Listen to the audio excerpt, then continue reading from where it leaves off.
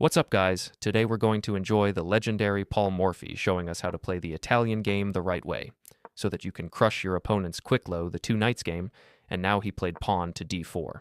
He does not want to defend this pawn on a4. Instead, he wants to counterattack. Let me also take a moment to tell you a few quick ideas about this opening, because I think it's a great choice for you to play. And if you're below 1500, you're going to obliterate most of your opponents with quick opening attacks. So in the actual game, Black chose to take this pawn on d4, which is the main move that you're going to be facing most frequently. However, if they decide to grab the other opponent's pawn instead, strangely this natural move is already quite a significant error, because once you recapture right here on e5, it's hard for this knight to go back, as your pawn takes away all the natural squares for the knight to move to. You also threaten something like queen to d5 with a double attack, hitting this knight and delivering checkmate on f7, and you can win games easily. For instance, if they play bishop to c5, another attempted move trying to team up against this pawn, this fails due to queen to d5. Same idea, attacking the pawn on f7 as well as the knight on e4. Or you can even change the order of moves and first play bishop takes f7, calling the king out, and then following up with queen to d5, check and a double attack. Once the king moves, you get back your piece with interest. Now you're up a pawn, their king is exposed, and it cannot castle anymore because it has already moved. From here, you're simply going to play knight to c3, bishop to g5, castle, and you've got a winning position easily. Back to the game. Black captured this pawn on d4, and Paul Morphy simply castled. That led to the famous Morphy scene where he looked in the eyes of his opponent and said, "At this point, you have a choice. Take the white pill, and you'll know what a real attack is. If not, I'll take the black pill, and you'll be suffering for nothing." His opponent was kind of confused, chose the first one, and as promised, got under a massive attack. Now, how about the other option? The other common option for black here is playing bishop to c5, trying to hold on to this pawn on d4, so that you cannot take it back with your knight. What would you do in this case? Again, let me take just a quick moment to explain, so that you are ready to play this opening and win regardless of what your opponents choose. In this case, the downside of the move, bishop to c5, is that they do nothing about the pawn on e5, which is ready to be pushed forward and chase away this knight. That usually leads to a ton of problems for your opponents. They are not really sure how to deal with it, and most of the time they just go knight to g4, and trying both to move the knight away and to double attack this pawn. There are different ways to respond, but the way that I love the most is pawn to c3. I think this is the easiest. We do not care about this pawn as much, because if black happens to capture it, we are going to bring our rook to e1, and they will already be in trouble with their king sitting back on e8. But if they choose to play pawn takes c3, which is actually the most played move, then that is already a losing blunder because of the same tactic. Bishop takes f7. We already saw this idea in one of the previous variations, and here it works just as well. After king takes f7, you still have the standard move queen to d5 with a double attack of the king and the bishop, and that is already winning.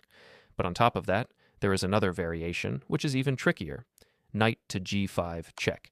Now the king needs to move. They usually slide it to g8, trying to hide it in the corner as if it were castling. But now, besides queen takes g4, which was also possible, there is a much stronger move. Can you see it? You can completely upset your opponents who expect you to capture the knight by moving in this direction. It is a check, and all of a sudden, on the very next move, that is already checkmate. Now we can see why knight takes e4 is not just a greedy move to capture a pawn, but in a way it's actually a defensive move. Because if they do not capture this pawn, it is going to march forward and attack them anyway. So, black captures right here on e4, and now white goes rook to e1, a standard idea, pinning the knight down to the king and attacking it.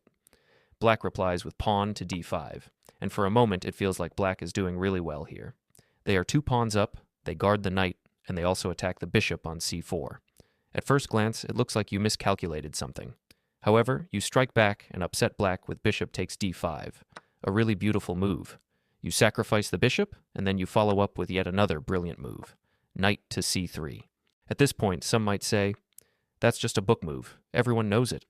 But the first time I saw it, it felt marvelous. You play the least expected move, placing the knight where it seems capturable, yet it cannot be taken.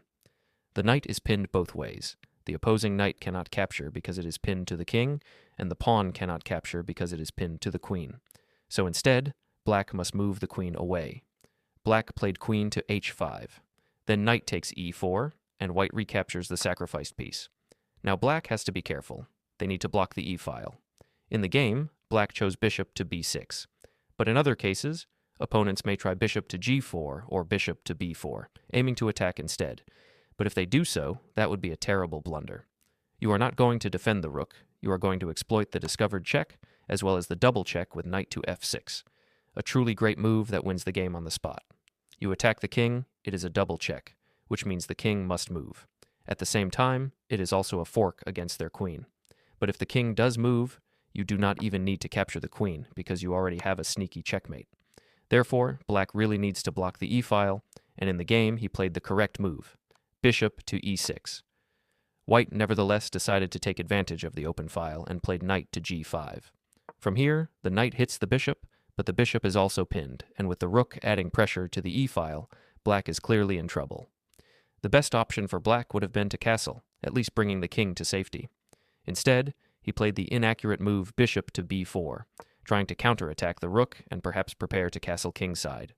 At this point, as we know, Paul Morphy would not simply defend the rook, he would come up with something more creative. In the game, he sacrificed the rook on e6, beginning the attack in spectacular fashion. The alternative was knight takes c6, which would have been simpler, as white could continue the attack without any sacrifices.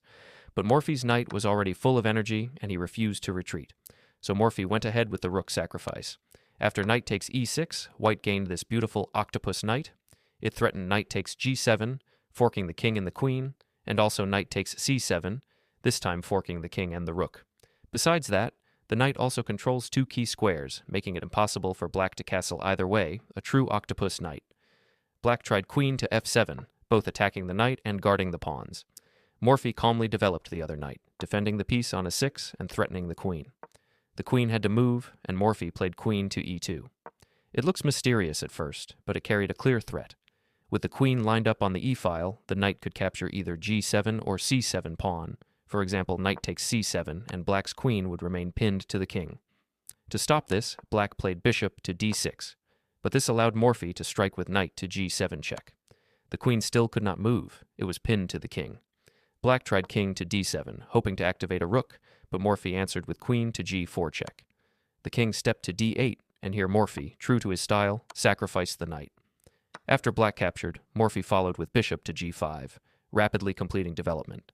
This was his trademark, sacrificing material to accelerate his attack, get ahead in development, and finish the game quickly. That's a classic example. Even though black is technically up a rook, both of their rooks sit idle in the corner while white has already launched a massive attack. Black tried to shield the king with bishop to a7, but then came knight to a 6 check. The king had to move. Computer lines suggest king to e8 was best, though from a human perspective it looks terrible because of knight takes c7, forking the king and rook. Instead, black chose king to c8, which was actually a blunder. Morphy immediately played knight to c5, unleashing a discovered check. At this point, black was stuck. Moving elsewhere would lead to queen to d7 checkmate. The only option was king to b8. Here came Morphy's brilliant continuation, knight to d7 check. After the king moved, white followed with knight to b6 double check. Once again, the king could not escape to safety. The only square was back to b8. And then came the stunning finish, queen to c8 sacrifice. After the queen was captured, it was checkmate. This so-called casual game by Morphy hardly looks casual. It's a masterpiece of attack. Thanks for watching.